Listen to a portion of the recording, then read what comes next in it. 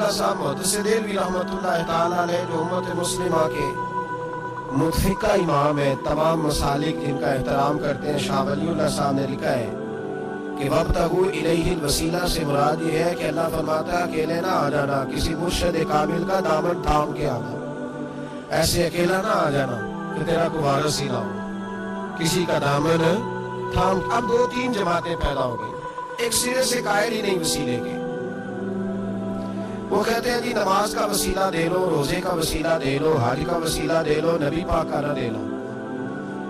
وہ خدا کے بندو، نماز کا وسیلہ دینا درست ہے، میں نے شروع میں کہا کہ یہ بھی وسیلہ ہے، لیکن نماز پتہ نہیں قبول ہے کہ نہیں قبول۔ روزے کا وسیلہ دینا درست ہے، پر پتہ نہیں وہ قبول ہے کہ نہیں۔ حج کا وسیلہ دینا حج نہیں دینا چاہیے، لیکن پتہ نہیں ہمارے حج ٹوٹے پھوٹے ہیں، قبول ہے کہ اس رسول کا وسیلہ کیوں نہ دیں جو ہر حال میں اللہ کی بارگاہ میں قبول ہی ہے، ہر حال میں اللہ کی بارگاہ میں۔ بلکہ اعلیٰ حضرت فرماتے ہیں باخدا خدا کا یہی ہے در، نہیں اور کوئی مفر مکر، جو وہاں سے ہو یہیں آ کے ہو، جو یہاں نہیں تو وہاں نہیں۔ تو یاد رکھیے گا نبی پاک کا وسیلہ سب سے معتبر وسیلہ۔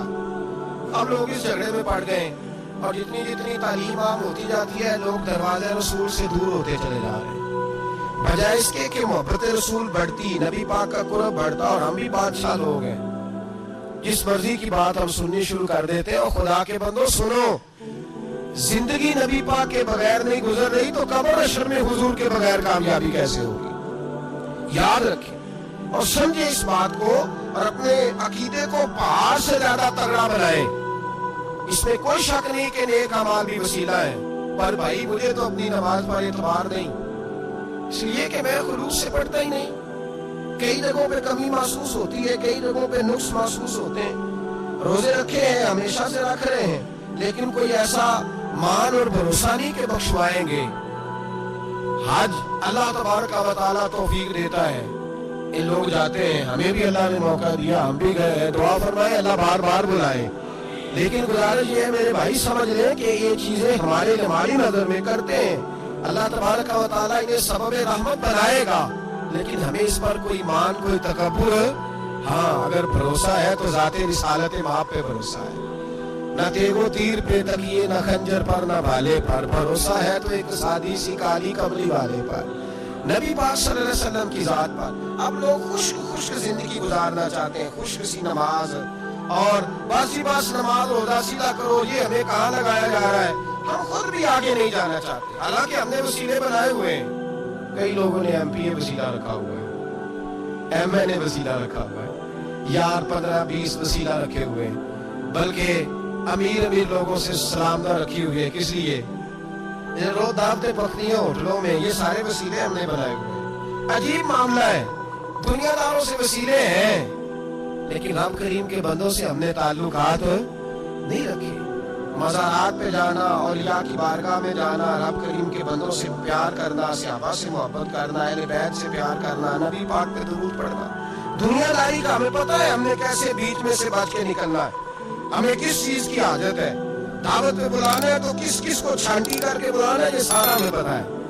جب شادی ولیمے کے اور سالگرہ کے اور عقیقے کے کارڈ لکھے جا رہے ہوتے ہیں تو پتہ ہوتا ہے اس کو رہنے دو، اس کو آنے دو، اس کو مس کر دو، اس کے بغیر گزارا نہیں۔ ان وسیلوں کا سارا پتہ ہے۔ اللہ رسول کے وسیلے کی بات آتی ہے تو ہم بھی فتویٰ پوچھنے چلے جاتے ہیں، ہم بھی تفصیلات پوچھتے ہیں، ادھر ادھر نہ جا۔ یاد رکھ بغیر مصطفیٰ کے تیرا کوئی کام نہیں چل سکتا، بغیر نبی پاک کے تیری زندگی گزر سکتی سوال ہی نہیں پیدا ہوتا۔ یہ وسیلہ ضائع نہ کر بیٹھنا، ایسے کسی کی بات پہ نہ آ جانا۔ یہ ایمان ہے، یہ ایقان ہے، یہ لذت ہے، یہ حسن ہے، یہ سرمایہ ہے۔ کسی جگہ اس میں کوتاہی نہ کر لینا، ایک ذرہ برابر تیرے دل میں نقص نہ واقع ہو جائے۔ یاد رکھنا نیک اعمال بھی وسیلہ ہے۔ اللہ کرے کہ ہمارے عمل ایسے ہوں کہ اللہ کی بارگاہ میں قبول کیے جائیں۔ اللہ کرے کہ ہمارے عمل ایسے اعمال کا وسیلہ دینا 100% جائز ہے، اس میں کوئی گنجائش نہیں۔ حدیث پاک سنیے، میرے رسول پاک سید عالم صلی اللہ علیہ وسلم نے فرمایا بنی اسرائیل کے 3 لوگ تھے، نیک آدمی تھے، سفر پہ جا رہے تھے تو بارش تیز آ گئی، صحیح بخاری کی حدیث ہے، تیز بارش آئی، ایک غار میں پناہ لی بارش سے بچنے کے لیے۔ اچانک طوفان آیا تو ایک پتھر لڑک کر غار کے منہ کے آگے گر گیا، اندھیرا چھا گیا اندر، اندھیرا، طوفان ہے، پریشانی ہے۔ میرے حبیب پاک علیہ السلام فرماتے ہیں جب اندھیرا دم گھٹنے لگا، اندھیرا ہونے لگا، پریشان ہونے لگے، ایک بولا، کہنے لگا اگر زندگی میں کوئی نیک کام کیا ہے تو اس کو یاد کر کے دعا مانگو، اللہ کرے ہم سے کوئی نیک کام ہو جائے۔ جو ہوتے ہیں اس میں بھی ریاکاری ہوتی ہے، اس میں بھی ملاوٹ ہوتی ہے۔ کوئی نیک کی ہے تو دعا مانگ لو۔ ایک نے ہاتھ اٹھائے اور دعا کیسے مانگی؟ اللہ اکبر، عرض کرنے لگا اے اللہ تو جانتا ہے میں نے بکریاں رکھی ہیں، میں دودھ دھو کے بیچتا ہوں، میرے بیٹے بھی ہیں، بیٹیاں بھی ہیں، اولاد بھی ہے، اور میرے پاس لوگ دودھ خریدنے بھی آیا کرتے تھے، پر اللہ میرے بوڑھے ماں باپ ہیں۔ میں نے اپنی زندگی کا طریقہ بنایا ہے جب تک ابا جی دودھ نہیں پیئیں گے کسی کو نہیں ملے گا، جب تک میری بوڑھی ماں کے لبوں سے دودھ نہیں لگے گا کسی کو نہیں ملے گا۔ اے اللہ وہ رات بھی تو جانتا ہوگا جب میں دیر سے آیا، دودھ دھویا تو ماں باپ سو چکے تھے۔ عرش کے مالک تو بھولا نہیں کرتا، تو بھولنے سے پاک ہے۔ میرے رب میں دودھ کا پیالہ لے کے ساری رات کھڑا رہا ماں باپ کے سرانے، نہ میں نے دودھ بیچا نہ میں نے بچوں کو دیا۔ آدھی رات کے بعد ان کی آنکھ کھلی، انہوں نے دودھ پیا۔ اے اللہ میری اماں بھی مجھ سے بڑی راضی ہوئی، میرا باپ بھی بڑا راضی ہوا۔ مالک اگر وہ عمل واقعی تجھے قبول ہے تو اس مصیبت سے نجات دے دے۔ میرے نبی پاک علیہ السلام فرماتے اس نے یہ وسیلہ دے کے دعا مانگی تو اللہ نے پتھر سرکا دیا۔ پہلے روشنی نہیں آ رہی تھی، اب روشنی آنی شروع ہو گئی۔ پتہ چلا جو زندگی میں روشنی چاہتا ہے وہ ماں باپ کی نوکری کرے، جو زندگی میں روشنی چاہتا ہے وہ ماں باپ کی بلے شاہ تو آسمانی اڑدیاں پھاڑنا ہے، اور جڑا گھر بیٹھا انہوں پڑھیا ہی نہیں، ان کی نوکری کرو روشنی ملے گی۔ دوسرا بولا، اس نے کہا اے اللہ تجھے پتہ ہے میں نے کئی لوگ مزدوری پہ رکھے ہوئے ہیں، ایک شخص مزدوری کرتا تھا تو کچھ کلو کچھ شیر چاول، کچھ چاول اس کی مزدوری بنے۔ مثال دے کے سمجھاتا ہوں، 10,000 کے چاول اس کی مزدوری بن گئے۔ میں نے اس کو کہا مزدوری لے لے تو وہ ناراض ہو کے چلا گیا ناراض ہو کے، لیکن اے اللہ میں نے اس کا مال کھایا نہیں، میں نے مزدور کا حق رکھا نہیں۔ اے اللہ میں نے 10,000 علیحدہ کر دیا، وہ چاولوں کی قیمت میں نے علیحدہ کر دی۔ جب میں کاروبار کرتا تو میں نے اس کا پیسہ انویسٹ کر لیا، پھر اس پیسے سے میں کماتا رہا۔ ایک وقت آیا کہ زمانے بیت گئے، وہ 10,000 10 لاکھ یا جو سمجھ لے 10 کروڑ ہو گیا، کئی گائیں، کئی اونٹ، کئی پلاٹ آ گئے۔ اے اللہ کئی زمانے کے بعد وہ مزدور لوٹا اور کہنے لگا صاحب میں غریب ہو گیا ہوں، تنگ دستی آ گئی ہے، بوڑھا ہو گیا، وہ میرے پیسے تو دے دیں۔ تو اے اللہ میں بے ایمان نہیں ہوا، ایک رتی برابر بھی میرے دل میں میل نہیں آئی۔ میں نے کہا یہ اتنی درجن گائیں تیری، یہ اونٹ تیرے، یہ پلاٹ تیرے۔ وہ کہنے لگا تو مجھ سے مذاق کرتا ہے، میرے تو تھوڑے سے چاول تھے، یوں سمجھ لے 10,000 کا اتنا کچھ۔ میں نے کہا وہ تیرے پیسے تو ناراض ہو کے چلا گیا، میں نے ڈھونڈا تو ملا نہیں، وہ تیرے پیسے میں نے انویسٹ کیے تو آج یہ سارا سرمایہ اسی کا ہے۔ اے اللہ وہ بوڑھا مزدور جب اتنی گائیں ملی، اتنے اونٹ ملے، اتنے اسے پلاٹ ملے تو وہ روتا دعائیں دیتا گیا، اے اللہ اگر تجھے میرا وہ عمل قابل قبول ہے تو اس مصیبت سے نجات عطا فرما۔ میرے نبی پاک سید عالم صلی اللہ علیہ وسلم فرماتے پتھر تھوڑا اور ہٹ گیا، اب تیسرا بولا عمل کا وسیلہ دے کے بھائی کوئی عمل بچا کے رکھ، کچھ کر لے، کچھ زندگی میں اکٹھا کر لے، کوئی تو ایسا عمل ہو جب قیامت آئے تو تو مصیبت سے بچ سکے، تو قبر میں مصیبت سے بچ سکے، تو دنیا میں مصیبت سے بچ سکے۔ میرے رسول پاک سید عالم صلی اللہ علیہ وسلم فرماتے تیسرا بولا، کہنے لگا اے اللہ تو جانتا ہے میں جوان، میں رانا، میں حسین، مجھے عورتیں دعوت دیتی تھی، اپنی طرف مائل کرتی تھی، لیکن میں کسی پر نہ دیکھتا، بس ایک چچا کی بیٹی پہ میں عاشق ہو گیا، اس کے میں قریب جانے لگا، بلانے لگا، 100 دینار بھی اکٹھے کیے اس کو دینے کے لیے۔ ایک ایسا وقت آیا کہ وہ راضی بھی ہو گئی، اے اللہ تنہائی بھی آ گئی، یوں سمجھ لو کہ میں جوان بھی، حسین بھی، مالدار بھی، میں چاہوں تو ایک دن میں 4 دفعہ میں بدکاری کر سکتا تھا۔ اے اللہ ساری خوبیاں تھی، وہ بی بی میرے پاس آئی، کمرہ تنہائی، کوئی دیکھنے والا نہیں تھا۔ جب میں اس کے قریب جانے لگا تو وہ عورت کہنے لگی تو رب سے ڈر جا، رب سے ڈر جا، رب سے ڈر جا۔ اے اللہ، طاقت بھی، جوانی بھی، حسن بھی، مال بھی، میں سب کچھ کر سکتا تھا پر تیری لیے۔ اور اگر مسلمان ہوگا تو کہے گا اے اللہ تیرے رسول کے لیے، اے اللہ مدینے والے چاند کی بات مان کے، اے اللہ آمینہ کے معصوم کی بات مان کے، اے اللہ جناب فاطمہ الزہرا کے ابا کی بات مان کے میں نے اپنے نفس کی خواہش کو کچلا اور کچل کر کے میں نے وہ گناہ نہیں کیا، اس کو آزاد کر دیا۔ اگر وہ عمل تیری بارگاہ میں قبول ہے تو نجات دے دے۔ میرے نبی پاک فرماتے ہیں بس دعا ختم ہوئی تو اللہ نے پہاڑ دور پھینک دیا، اللہ نے نجات دے دی۔ اللہ کرے میری ملت کے جوان کو بھی یہ نیکی نصیب ہو جائے، اللہ کرے ماں باپ کی خدمت کرنے والے بن جائیں، اللہ کرے ہم مزدوروں کا حق دینے والے بن جائیں، اللہ کرے ہم بے ایمانی دھوکے بازی کو چھوڑ دیں۔ اگر کوئی ایسا عمل ہوگا تو اللہ دنیا میں بھی نجات دے گا مشکلوں سے، قبر میں بھی اللہ نجات عطا فرمائے گا، قیامت میں بھی اللہ۔ عمل کا وسیلہ دینا رب کی بارگاہ میں جائز ہے، بولیے اللہ کے ناموں کا وسیلہ دینا جائز ہے۔ کوئی بھی عبادت اگر خلوص کے ساتھ کی جائے، میرے نبی پاک نے فرمایا فرض نماز پڑھ کے تو جو دعا بھی مانگے گا رب تیری قبول فرما لے گا۔ فرض نماز پڑھ کے جو دو دعا بھی مانگے گا اللہ تیری، اس کا مطلب ہے اعمال کی برکت سے اللہ دعائیں قبول کرتا ہے، اللہ دعائیں قبول۔ بس پھر وہی دعا کرتا ہوں اللہ ہمیں خلوص والے عمل کی توفیق عطا فرمائے۔ اچھا اگر یہ والا وسیلہ جائز ہے تو بتائیے نبی پاک کا وسیلہ جائز نہیں؟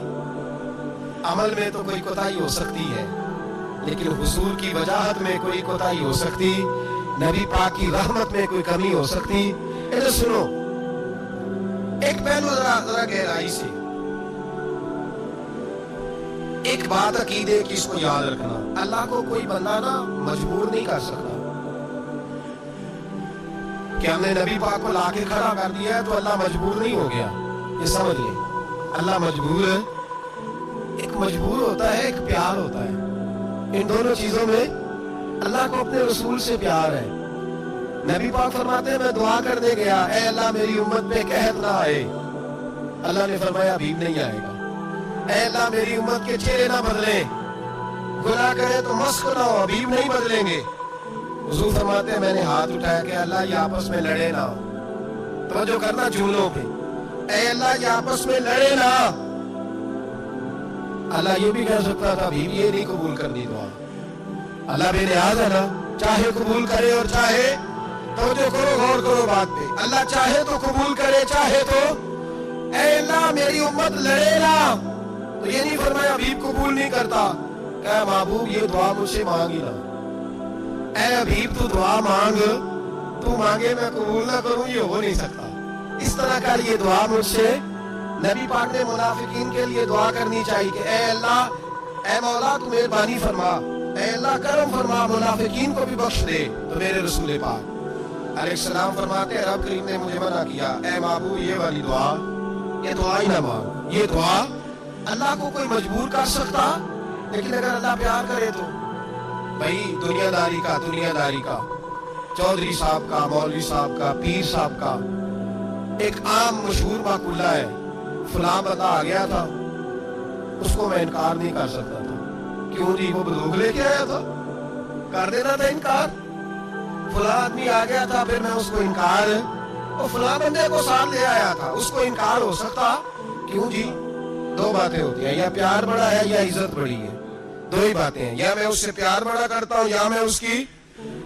اللہ اپنے نبی سے پیار بھی بڑا کرتا ہے اور اپنے نبی کی عزت بھی بڑی فرماتا ہے، بس یہ سمجھ لے بات۔ وسیلے کا معنی یہ ہے کہ اللہ اپنے نبی سے پیار کرتا ہے، اپنے محبوب کو اللہ بڑی عزت عطا فرماتا ہے۔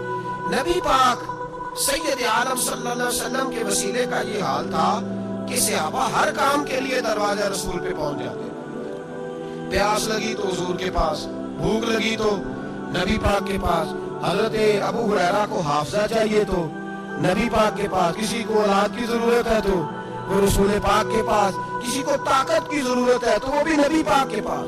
ہر آدمی جاتا تھا، انہیں پتا تھا دیتا خدا ہی ہے پر وسیلہ مصطفیٰ دیتا ہے صلی اللہ علیہ۔ اور حضور نے فرمایا انما انا قاسم، بخاری مسلم ہے، فرمایا میں تو بانٹنے والا ہوں، میں قاسم ہوں، میں قاسم ہوں، واللہ یؤتی، ہاں عطا کرنے والا اللہ ہے، میں قاسم ہوں اور دینے والا اللہ ہے۔ صحابہ ہمیشہ نبی پاک کے واسطے سے دعا مانگتے، انہیں پتا تھا اگر تیرے واسطے سے مانگوں تو کوئی دعا بے اثر نہ ٹھہرے۔ ترمذی شریف، ابن ماجہ، دیگر تمام کتب میں امام احمد نے اپنی مسند میں نقل کیا۔ حضرت عثمان ابن حنیف کہتے ہیں میں نبی پاک کے پاس بیٹھا تھا تو ایک نابینا صحابی آئے، عرض کرنے لگے یا رسول اللہ صلی اللہ علیہ وسلم میں نابینا ہوں، میرے لیے دعا کریں اللہ مجھے آنکھیں عطا فرمائے، دعا کریں۔ اب حضور نے پتہ کیا کہا؟ نبی پاک نے فرمایا دو باتیں ہیں، یا تو صبر کر لے یا میں دعا کر دیتا ہوں۔ صبر کرے گا تو اللہ جنت دے گا، یا تو صبر کر لے یا میں۔ صحابی بڑے پیارے تھے، کہنے لگے یا رسول اللہ جنت تو اللہ اپنے فضل سے دے گا ہی، میں نے نہیں صبر کرنا، مجھے آنکھیں چاہیے، اور پھر یہاں آ کے صبر کروں، عین خزانے کے پاس جا کے صبر کروں؟ حضور میں نہیں صبر کرتا، آپ دعا کریں۔ نبی پاک نے دعا سکھائی، فرمایا دو نفل پڑھ جا کے اور دو نفل پڑھ کے میرے وسیلے سے دعا کر۔ کیا کر؟ اللہ سے کہہ کہ اللہ میں تیرے پاس تیرے رسول کا وسیلہ لے کے آیا ہوں، اور پھر کہنا یا محمد انی توجہت الیک، کہنا ہے محمد صلی اللہ علیہ وسلم میں آپ کے وسیلے سے اللہ کی بارگاہ میں حاضر ہوں، اور پھر اللہ سے کہنا کہ اے اللہ تو اپنے نبی کی سفارش میرے حق میں قبول فرما۔ کون سکھا رہا ہے؟ بولیے کس کو؟ بولیے۔ کہا جا میرے وسیلے سے جا کے دعا کر۔ حضرت عثمان کہتے ہیں وہ چلے گئے، دو نفل پڑھے، حضور کے وسیلے سے دعا مانگی۔ فرماتے ہیں وہ چلے گئے پر ہم کوئی نہیں گئے۔ آپ کیوں نہیں گئے؟ تو صحابہ کا نظریہ بتاتا ہے کہ وہ گئے اس لیے نہیں کہ ہم حضور کا معجزہ دیکھ کے جائیں گے، کہتے ہم گئے نہیں۔ تھوڑی دیر گزری تو وہ صحابی جو اندھے گئے تھے جب واپس آئے ہیں تو اللہ نے انہیں آنکھیں عطا فرما دی۔ گئے تھے تو نابینا تھے، آئے تو بینا ہے۔ میرے نبی پاک صلی اللہ علیہ وسلم کا توسل، حضور کا وسیلہ خود حضور نے سکھایا ہے، خود نبی پاک نے، اور صحابہ کرام علیہم رضوان اس مزاج پر پورے عامل تھے، عامل تھے۔ حضرت عمر فاروق صحابہ میں ایک دانشور شخصیت کا نام ہے، علم کے لحاظ سے، عمل کے لحاظ سے، بصیرت کے لحاظ سے، تقوی کے لحاظ سے ایک بڑی انفرادی اور منفرد شخصیت ہے۔ حضرت عمر کے زمانے میں قحط پڑ گیا، بارش نہیں ہوتی، حالات بڑے دیگرگوں ہیں، پریشانی ہے۔ لوگ سیدنا فاروق اعظم سے پوچھتے ہیں حضور اب کیا بنے گا؟ جو میں نے پہلے حدیث آپ کی خدمت میں عرض کی وہ ترمذی اور ابن ماجہ سے، اب جو حضرت عمر کی روایت عرض کر رہا ہوں یہ صحیح بخاری میں موجود ہے۔ حضرت عمر فاروق رضی اللہ تعالیٰ عنہ کا زمانہ مبارکہ، قلت آ گئی، قحط آ گیا، بارش شدید ہے، صحابہ پریشان ہے۔ جناب عمر فاروق رضی اللہ تعالیٰ عنہ سے کہتے ہیں حضور کرنا کیا ہے؟ حضرت عمر پہلے تو خاموش رہے، پھر حضور کے چچا جناب عباس کو بلایا، کوئی بات نہیں کی، جناب عباس کا بازو پکڑا اور کھلے میدان میں لے گئے۔ حضرت عمر دعا کرتے ہیں اور پوری امت کو دعا کا طریقہ بتلاتے ہیں۔ حضرت عمر کہتے ہیں اگر قبول کرانی ہے تو یہ طریقہ اختیار کرو، اگر اللہ کی بارگاہ میں